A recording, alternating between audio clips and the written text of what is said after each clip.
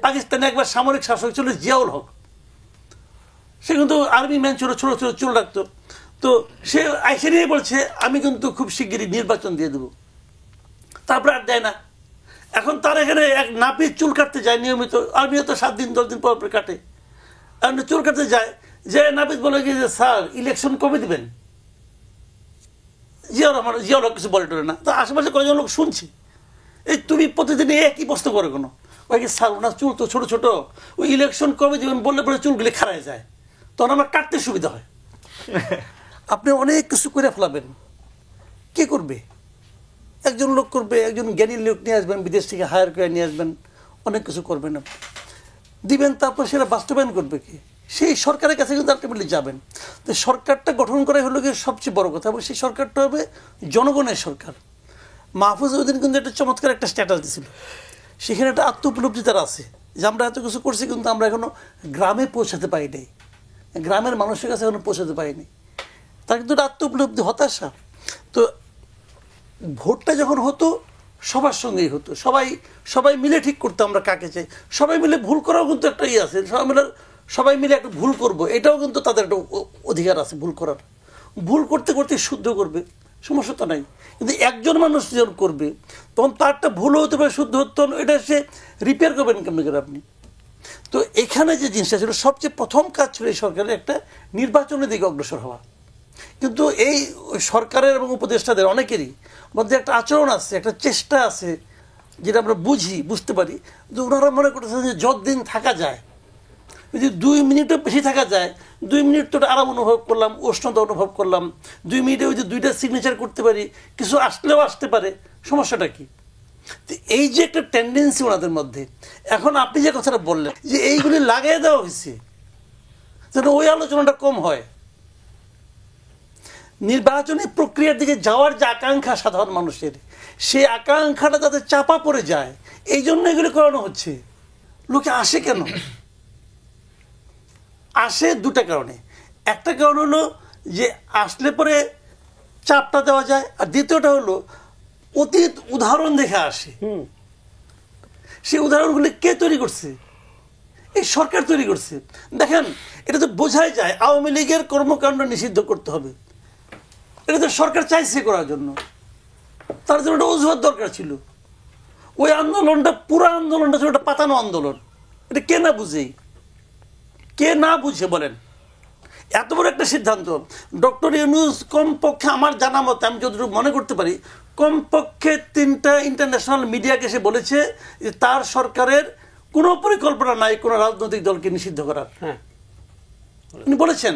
এখন উনি যখন এই কাজটা করবেন, তাকে ওই সংবাদ মাধ্যমগুলো প্রশ্ন করবে না? আপনি তো বলছিলেন, আপনি করলেন কেন? তো তার জন্য একটা অ্যালিবাই দরকার, যে আমি কেন বলবো। তখন সে বলছে তোমরা একটা নাটক করো, আমি বলবো ওদের চাপ আমি করে নিচ্ছি। এবং এই নাটকটা হয়েছে সম্পূর্ণভাবে সরকার প্রযোজিত, হাসনাত আবদুল্লাহ পরিচালিত এই নাটক, 2 দিন 2.5 দিনের নাটক শেষ হয়েছে সফলভাবে। এখন এই সাফল্য যদি অন্য স্টুডেন্টদেরকে, জগন্নাথ কলেজকে, নার্সদেরকে উদ্দীপ্ত করে, দোষটা কার বলেন আপনি? এবং আমি যদি এটাও মনে করি যে এটাই সরকার চাইছে, যে এটা আমি করুন, আরো কিছু লোক উদ্দীপ্ত হবে, রাস্তায় নামবে, এই আলোচনায় কেউ করবো না, ভাই। এগুলো তো বোঝা যায়। আমরা আগে গল্পটা আমরা দেখি নাই, যখন কোনো একটা ইস্যু যখন উঠে আসছে, ওটাকে থামানোর জন্য এই কোনা দিয়ে একটা ঘটনা বাই করে, ওইখান দিয়ে একটা বাই করে, ওটা নিয়ে কোথাও নাচানাচি চলে মিডিয়াগুলি। তো আপনি একটা কথা বলেন, আমি একটা সিম্পল একটা উদাহরণ দিই, হয়তো এটার সঙ্গে এটা প্রাসঙ্গিক কিনা আমি জানি না, কিন্তু আমরা যখন নিউজ করি, আমরা তো আপনাদের একসঙ্গে কাজ করছি, আপনার সঙ্গে আমি কাজ করছি, আমরা কি বলতাম যখন একটা রিপোর্ট হতো না, পরের দিনই বলতাম। কিন্তু আমি তো ওনার সঙ্গে কাজ করি না, আমি বলছি, অনেকবার বলছি, এই যে রেমান এটা ফলো আপ কই, আমরা কিন্তু ফলো আপ খুঁজতাম যে আজকে যে ঘটনাটা ঘটছে, কালকে তো এটা কিছু না কিছু অবশিষ্ট থাকবে, সেটা কোথায়? আচ্ছা বলেন, খালেদা যেতে দেশে আইলো, এয়ারপোর্ট থেকে তো বাসা পর্যন্ত যেতে লাগলো 3.5 ঘন্টা, যেটা নাকি হাইটা গেলেও এর অর্ধেক সময় যাওয়া যায়। 3.5 ঘন্টা কি কেমন লাগলো? তাকে অভ্যর্থনা জানানোর জন্য এত লোক রাস্তায় ছিল না? এই যে লোকগুলি ছিল, তাদের আবেগ, এই রিপোর্টের ফলো আপ কি? কোনো ফলো আপ রিপোর্ট কিন্তু নাই। কেন নাই?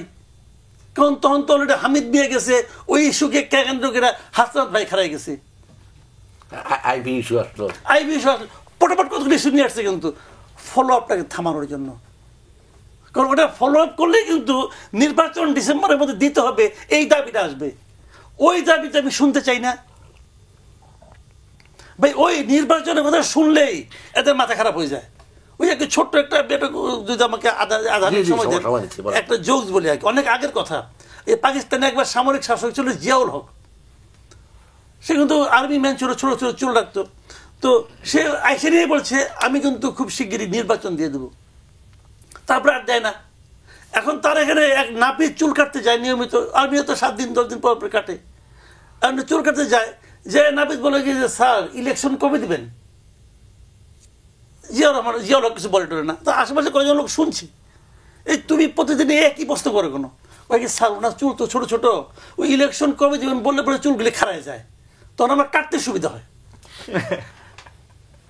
এখন আমাদের উপদেশের সাথে এই অবস্থা, বুঝছেন?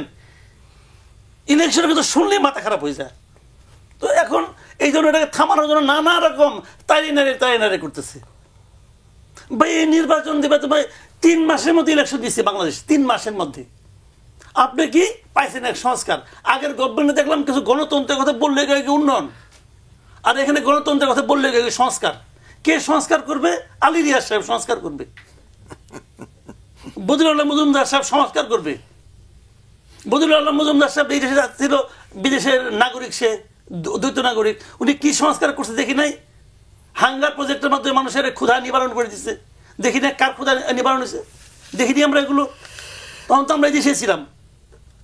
নির্বাচন করবে ছিলেন উনি তো বদিউল আলম মজুমদার সাহেবের সঙ্গে, কতটুকু সংস্কার করতে পারছে উনি বলুক।